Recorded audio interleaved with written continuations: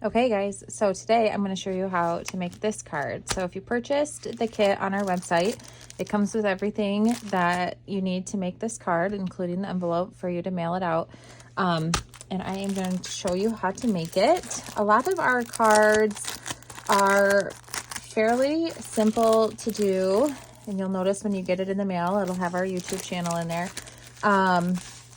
Are easy to do by just looking at the card, but this is just an easy way so that just in case you get lost or you need some tips and tricks to be able to create the card. And also, even if you like some of these embellishments that you got in the kit, you can, play around with it. Use your artistic ideas. So it comes with the blank card.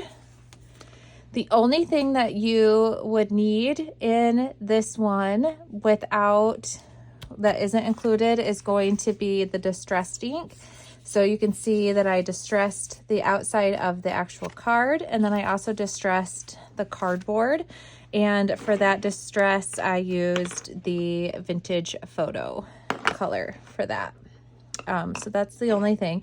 You don't have to distress. You could do paint, you could do a bunch of different stuff too, but that's totally up to you. So the first thing, and probably the most time-consuming thing to do with this card, is to tear your cardboard. So you've gotten a piece of cardboard just like this, and you can see that this is torn and it looks like this after you're done. And basically what you're going to do is you're going to remove one side of the cardboard so that you can see the ridges and make it look distressed like that.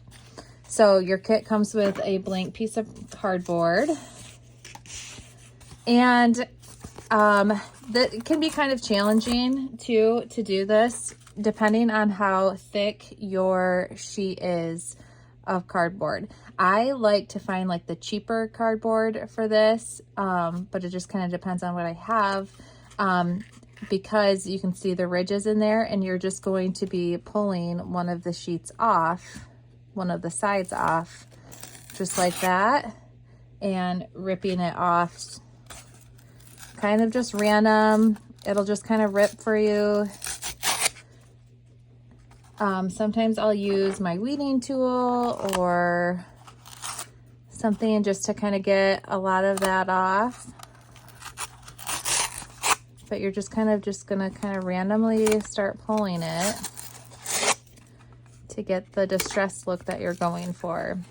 Now keep in mind that you're not seeing all of the center, you're seeing a lot of the edges, so don't go crazy and think that you've got to do the entire thing. If you have enough around the edges, then you're typically probably good to go. So you're going to be doing that. I already did mine ahead of time. So this is what mine ended up looking like. And the cardboard that you're getting should be cut, but you might, depending on how much of the edge you want showing, you might want to trim it up depending on your preference. But so then this is what my cardboard looks like after I've done it, and you'll notice I didn't do the whole thing. I left some of that there. So that's all ready to go now. Also in your kit is a piece of silk, and you'll notice that the frayed edges on this. So the silk piece that you got in your kit is going to be a little bit bigger. So you want to cut it to size of how big you want it on your piece. And so if you just do a little snip, and then you can typically rip it, and then you go through and you pull thread and you fray as much as you want on the sides. So just like that, you can see that the thread is just kind of pulling out, and you can make it as frayed as you want or as little as you want. I tend to like it kind of frayed and grungy looking, but it's totally up to you. So look at how nice that starts to look after you're pulling it all out.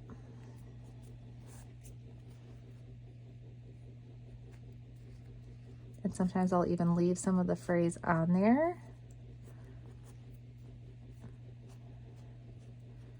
Just to give it that extra.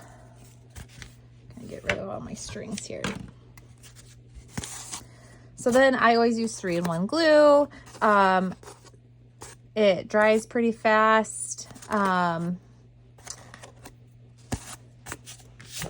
And it's easy to work with all different types of mediums. So I'm just gonna go ahead and I will distress the whole outside. If you don't have distress ink, don't worry, you can just do it without. So I'm gonna show you without since you can see with it.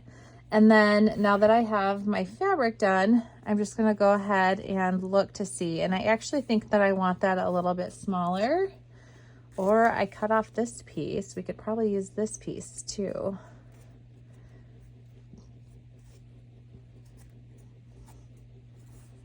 I actually like that size.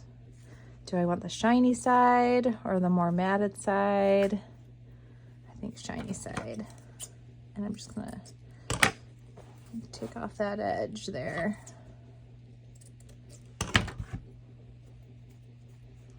And do a couple more frays.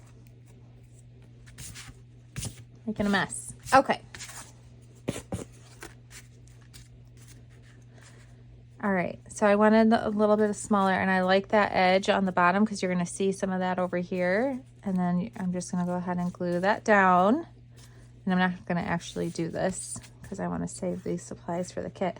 And then these are our stickers. So these are actually made from vintage postcards that we found in estate sales, and we made them into stickers. So we have all different kinds. We have 2 different Christmas packs that you can choose from, and they're specifically Christmas related. Otherwise, we have envelopes and postcards and that type of thing.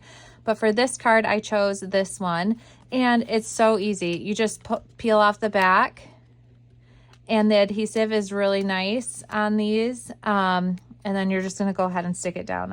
I won't bore you with me trying to stick it down.